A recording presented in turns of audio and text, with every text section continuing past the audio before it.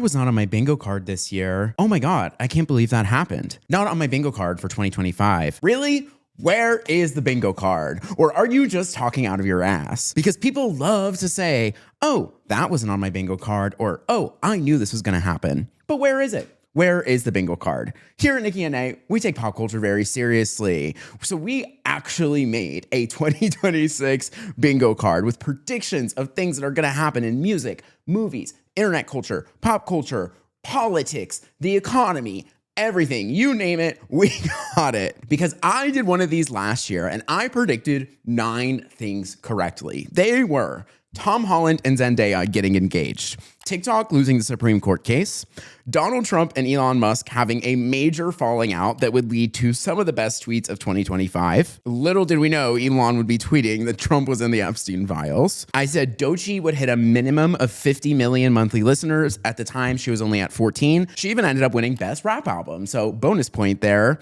I said one of the biggest movies of the year was going to be based off a video game. There were actually 2 of them. We had Minecraft and Five Nights at Freddy's 2.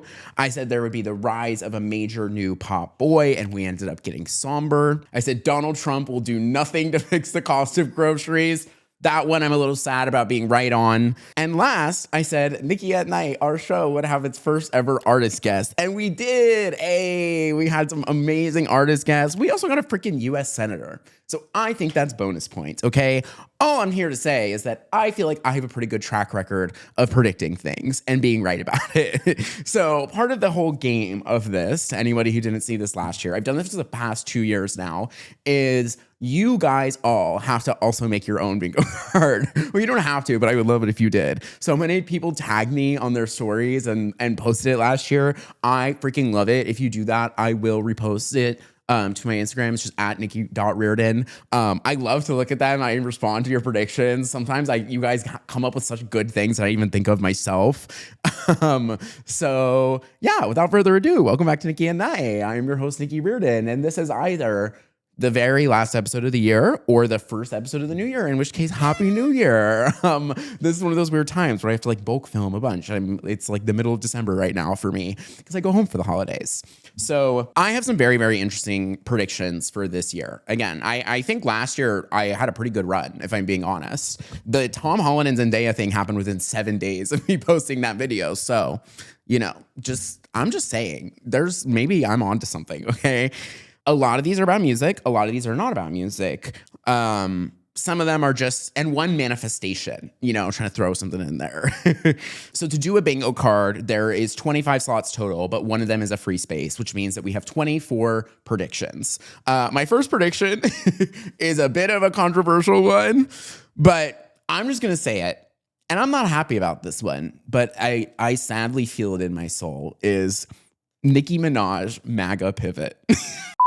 Am I fucking psychic? I swear to you, you're not gonna believe me. I swear. I filmed this video a month ago, 3 weeks ago, before I went home from Christmas. And when I saw that happen, my jaw hit the floor. I literally had two friends that I told and showed this episode to, and they called me that. If this doesn't prove my ability and feeling to predict things, just wait for the rest of this video. Now back to the show. I just feel like she's been making some questionable decisions lately. You know, like I just feel a sort of Kanye effect a bit happening there in a way that really, really scares me. And let me tell you, I do not want this to happen. I think that would be an L for me. I think it would be an L for music, and I think it would be an L for the culture. But could I see her in a little pink hat like that instead of the red hat? I could. Like, I just something about the energy and the people she's picking fights with is, I have questions and concerns. I do not wish this upon her or upon any of us. Barbs, please don't hurt me. Please don't hurt me. Number 2, Kylie Jenner and Timothee Chalamet engagement. You know, we questioned it at first, but you gotta put some respect on my girl Kylie's name, okay? Because she has him down when he has that bald ass head. That cue ball, ping pong ball head, okay? And that is an investor. She is buying the dip, okay? Because the second those curls come back, it's it's game over. It's game over for everyone, you know? But Kylie, she's playing the long game. She sees the potential and she's waiting until that hair grows back. She's a smart businesswoman. She's investing properly. I just feel like things are good for them. Like they just seem good, you know? I had Tom and Zendaya as one of my predictions for last year. I'm locking in Timothee and Kylie for this year. Number 3, I feel like Olivia Dean is going to win Best New Artist. I just feel like she has so much momentum right now. I feel like everybody is just talking about her so much. I also think she kind of benefited from having an album that came in at the end of the year, and the Sabrina tour happened towards the end of the year. Like, I don't know why, I just feel in my soul that she's also very much like a real music lovers. You know, like I see the sort of like music snob type people being really, really into her. And I would be ecstatic if she won. I freaking love it. She was in my top 5 favorite albums on Spotify, or most listened albums on Spotify Wrapped. So, and that was another thing that was really shocking to me about her. I saw so many people have Olivia Dean on her Spotify Wrapped, and I was shocked because the album came out so recently. Like it's insane that she's had such rapid growth and like is really sticking with people in a way that I think could really just take her home and win Best New Artist. Also going off that prediction, number 4, we have sort of this like jazz pop resurgence is what I'm calling it, or just this rising influence of jazz in pop music. I'm talking the Leves, the Clairo, even a bit of Olivia Dean. There's, you know, a bit of that jazz music in there. I just feel like this use of like brass instruments and saxophone, woodwind, stringed instruments even, like it felt like it just completely fell out of pop. And there have been many times when jazz was a quintessential part of pop. You know, think of like Frank Sinatra. And I feel like the success of these sort of, you know, jazz influence, bossa nova influence version of pop, or it's like derivative of jazz in some way, is just really, really working for people. Again, like Leve, Clairo, Olivia Dean, all having some of the biggest albums of their career, some of the biggest blow-ups of their career. You know, really, really, and I think finding their own within that sound. And I would love to see that sort of expand more. If you guys haven't heard of an artist in Adelphia, I'm obsessed with her music. She's also very, very much in this lane and crazy vocalist. You should check her out. Number 5, a fashion trend prediction. I think bag charms and little trinkets are gonna have like a huge year, kind of like the way they were in the 2000s, like all the little like phone chain type things, anything like that. Adding a little fun trinket to something you already have. I do think this is a recession fashion trend that happens. You know, when people can't necessarily afford to buy a new bag, they have to find a way to zhuzh up or spice up some piece that they already have. So I totally could see something like that happening. I also just feel like in general, DIY has just been on a rapid rise in all categories since the pandemic. People are really, really crafting more than ever. I think people are just more excited about having things that are like uniquely personal to them, and doing that through little charms, I think could just really take off. Number 6, we got to get a Harry Styles album this year. Okay, it's time. And I really feel like he's just gonna like drop it. Like there's not gonna be some massive buildup and something. Like it's just gonna come out and it's just going to break the internet and everything. Like he hasn't put out an album since he won Album of the Year. Where is he, Harry? The boys, they need you. They're struggling so bad. Like please show them how it's done. Like somebody needs to save us. The men are not, like, they're just not doing it. We need you. Come home. Number 7, random entertainment industry prediction. I feel like there is going to be a huge investment.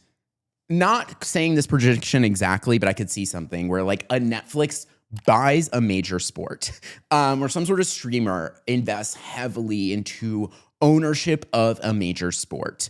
I think that entertainment is weirdly in this panic stage about AI. And I think something very interesting about sports entertainment is it's kind of the only section of entertainment that's guaranteed not to be changed by AI, right? Like the entire point of sports is that they're real people doing these massive athletic measures, and like that's what's interesting about it to people. Also, I just think sports and investment in general, you know, you've seen all these interesting stats about the rise of women's sports, or you know, international sports like F1 having big moments in America now.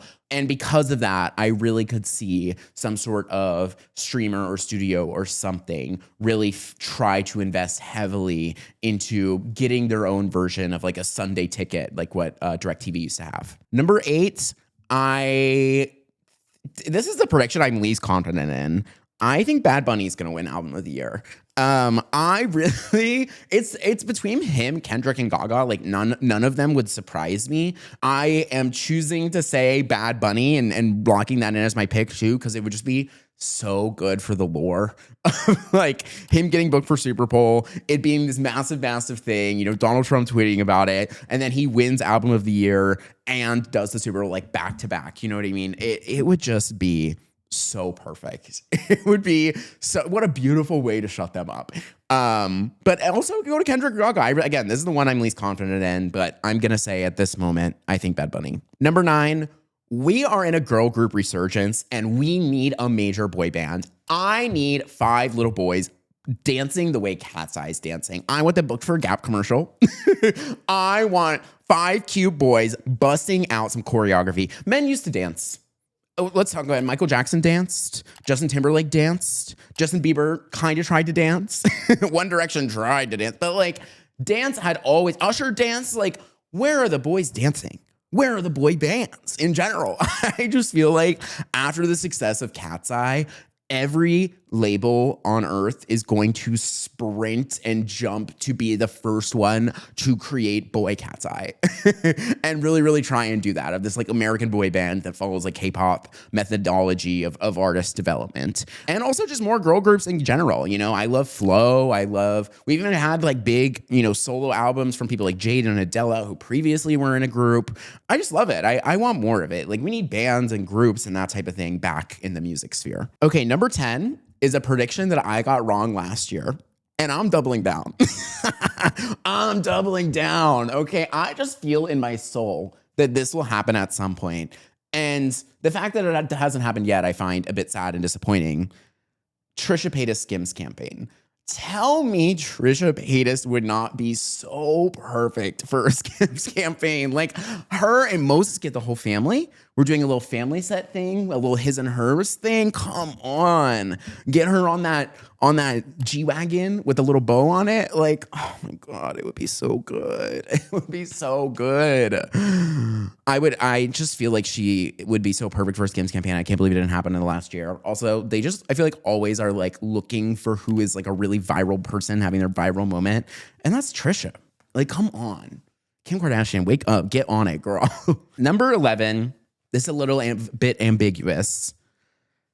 I just feel like something bad is going to happen with WAYMO.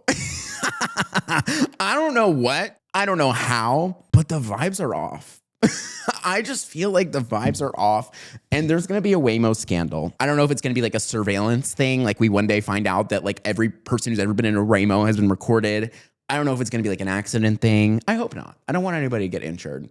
But something about the vibes of WAYMO is just late stage capitalism fear to me. I don't know why. Maybe I'm the only person who feels this way. Comment. The vibes are off. I can't be the only one who thinks this. Number 12, I think we are really going to start to see this AI bubble start to pop. Every company on earth is talking about how they're spending millions, billions on AI. And for some reason, that gives them some big bump in stock price. You hear like Meta talking about it all the time, or Google, like any of these companies are just talking about, you know, using AI in some capacity. And 99% of the time, I think it's just like not like a real thing, or at the very least, it's not like making the business more money. Such an interesting thing, you know, like let's think of like Instagram or something, you know, like the way Instagram makes money is ads, right? Like people pay to put ads on the platform. That is how all of its revenue comes. So like you can spend $1 billion in AI. That doesn't make more people buying more ads, right? Like they just keep talking about all this money because it's like the big thing in tech and everyone wants to be the AI leader.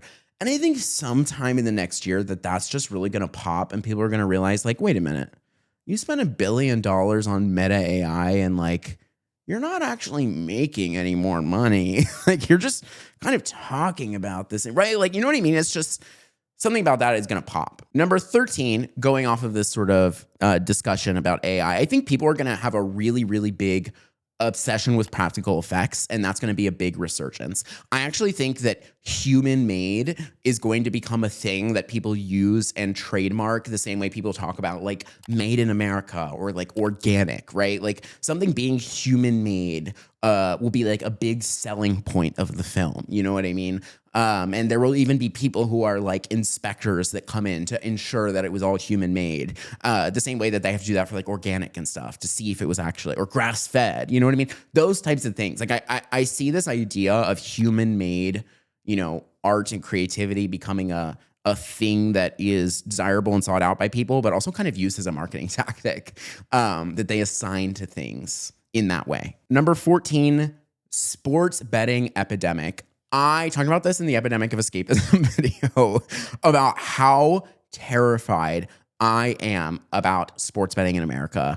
It is getting so ridiculously out of control, especially amongst men, especially against young men, and how easy it is. There's literally 12-year-olds like gambling their tooth fairy money, like, because what they're not supposed to do, it's illegal for them to do, but because it's an app, like it's not being enforced in any way. You know what I mean? Like, it's just so crazy. I think the amount of gambling debt and the way that these people are doing. And I also think that the economy getting worse makes people feel desperate for money and desperate for that hit of dopamine, honestly. And that this sports betting is going to get really, really bad. And not next year, but within the next 5 to 10 years will be like a major problem amongst young men in America.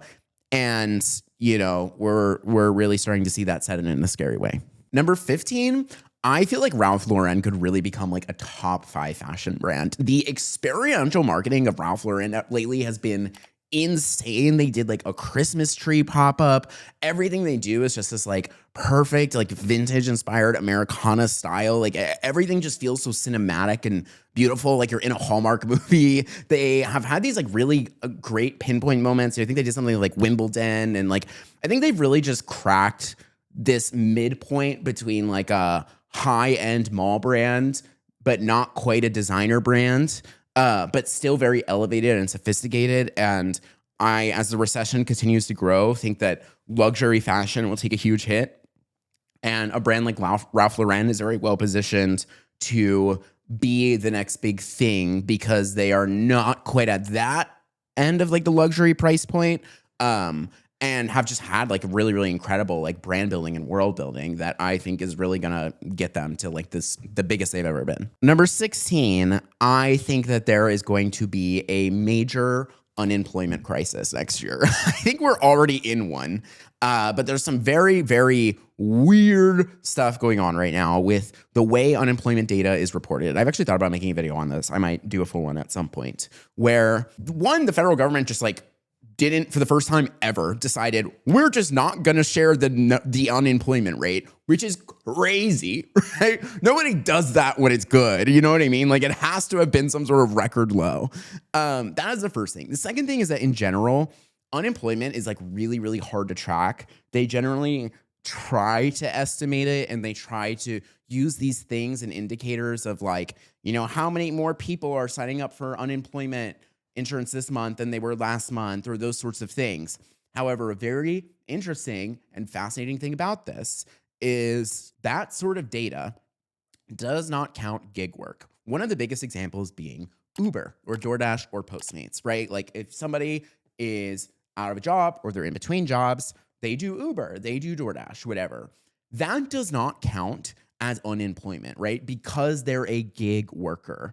Even though that's not like it's not his job in the sense of like, this is something I'm doing and pursuing as a career. And like, I want to advance in this thing and I can get a promotion next year and I can get a raise next year, right? Like it's just Uber is Uber. That's just what it is. And the fact that that is not counted in unemployment data is really, really terrifying because everyone ever, like anytime they're in between jobs, they're just like, you just do Uber. Or some people with jobs even are doing Uber or DoorDash or those sorts of things. So that is a really, really terrifying thing to me about the unemployment data, or it's just like how much the invention of like app-based jobs or gig-based jobs and those sorts of things. TaskRabbit, another great example. You know what I mean? Like don't count in this actual unemployment data. But then anytime you ask anyone, it's like, I feel like every industry ever is having an insane amount of layoffs. Everyone is struggling to find a job who's applying to them. Even I, as someone who, I graduated college in 2021 and it took me, I think like 5 or 6 months of applying to jobs, like aggressively applying to jobs to get my first job, which was a freelance job. It wasn't even a full-time job. Like everybody just unanimously is like, yeah, the job market kind of sucks right now. And none of our data really reflects that in a way, which is why I think like one day it's just going to come out that it's like, oh, actually we're doing exponentially worse than everybody thought we were. Number 17, the Odyssey is going to be the movie of the year. Okay. When I see Tom Holland dressed in that little Greek armor, I am going to salivate like a dog. I can't wait. I'm obsessed with the Odyssey. I love Percy Jackson. Like, this is Percy Jackson on steroids. And it has Anne Hathaway. It has Robert Pattinson, Zendaya, Matt Damon, Mia Goth. Directed by Christopher Nolan. My GOAT. The same man who did Inception, Interstellar, The Dark Knight. It is going to be like, it has to be the best movie of the year. It has to be. Also, Tom Holland and Zendaya in a movie for the first time since Spider-Man and since being engaged. I love it. I will be feral for Tom Holland in that movie.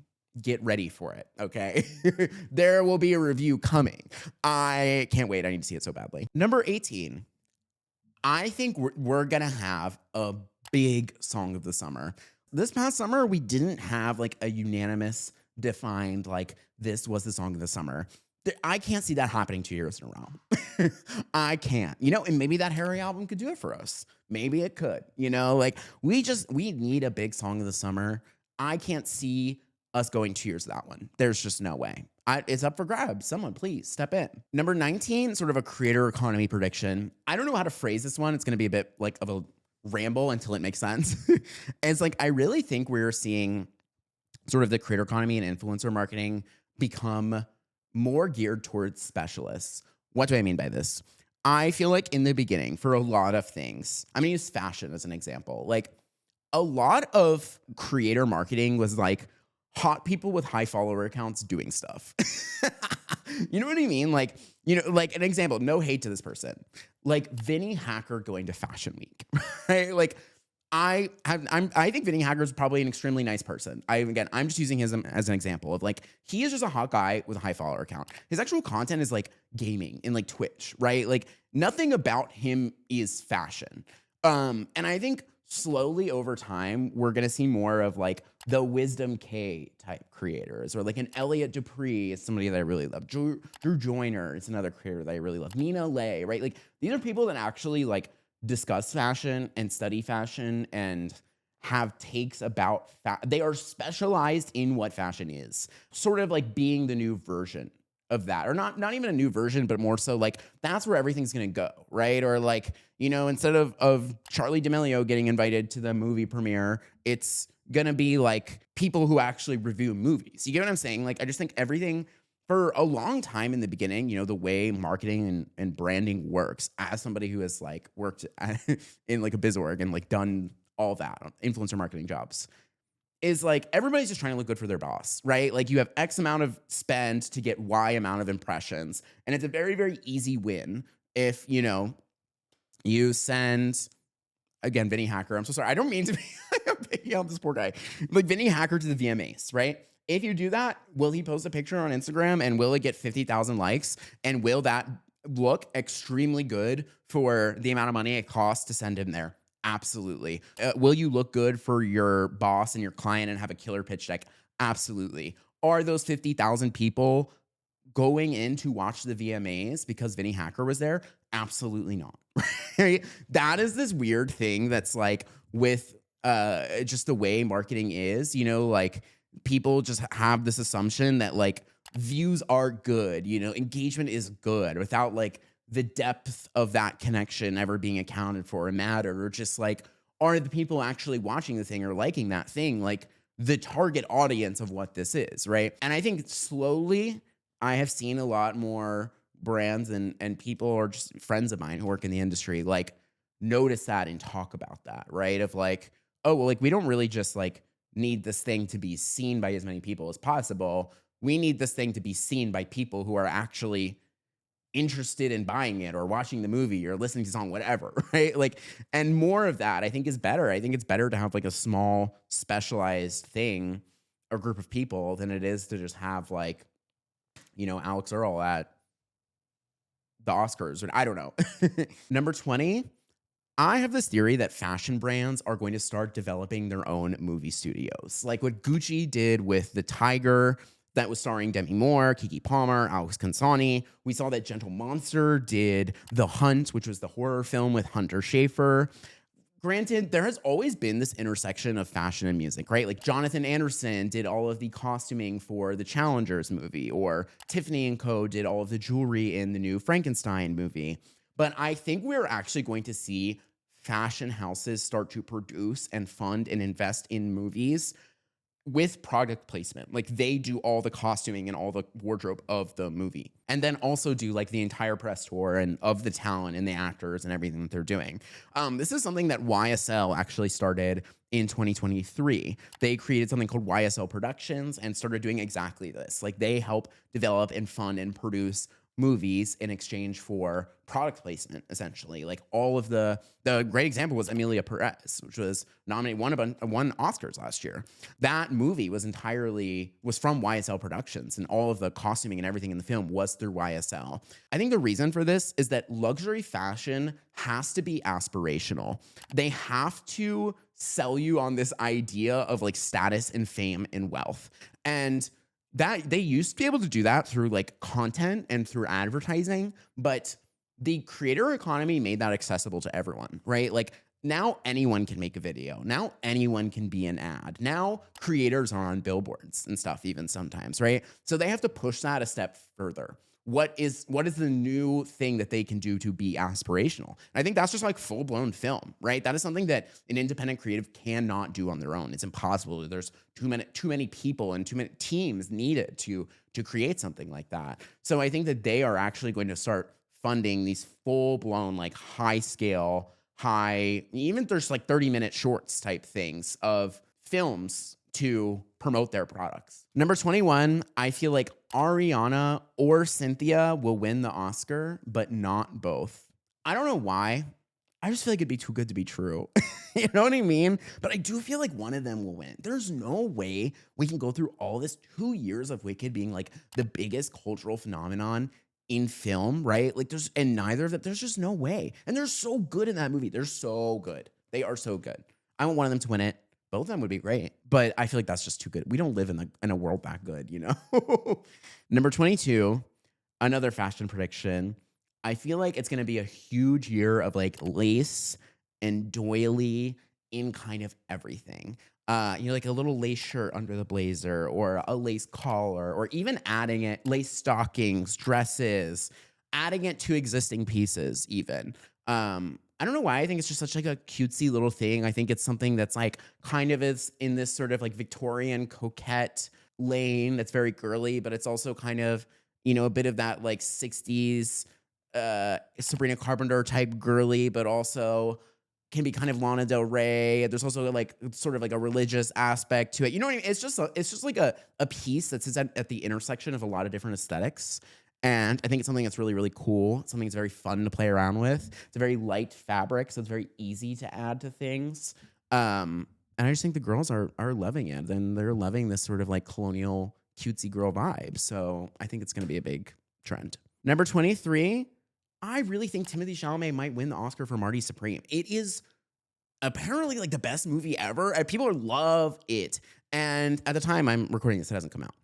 But I've never seen somebody go for it in the way that Timothee has for this movie. And it frustrates me that other actors don't try like this. Like, he is a performer. He is putting on a performance. The blimp, the calls in the videos, the promos shoots, the drops. He's treated this like a fashion drop. He's going to cities across the world to do the pop-ups for the Marty Supreme zip up. He has gone on podcasts like talking about this movie. When people talk about there's no movie stars anymore and they compare them to pop stars, like pop stars go for it. They go for it in a way that is just so unlike what actors do, except for Timothee, especially men. And he has done such an incredible job with the rollout of this movie. And if the movie is as good as the rollout is, or even half is as good, I really think he could win. I mean, we all know he's going to be an Oscar-winning actor eventually. I think that this is a movie about somebody chasing their dreams and relentless, delusional pursuit of that goal. I think that's something he's really talked about and owned for a long time. And I just think it'd be a beautiful, perfect moment narrative. So I'm hoping that he'll win. And then 24, we're doing our manifestation. Okay. Last year I manifested an artist guest. For 2024, I'm gonna manifest. What do I manifest? Honestly, let's say this. Nicky and Knight first sponsorship. Okay. I love doing the show. I love to do it all the time, but it costs me money. There's nothing I love more than doing it. It's the most creatively fulfilling thing I've ever done in my life. It is my passion. My greatest passion is this, sitting and talking to you once a week and yapping about stupid shit. And the fact that there's like a community of people out there that love overanalyzing this shit as much as I do.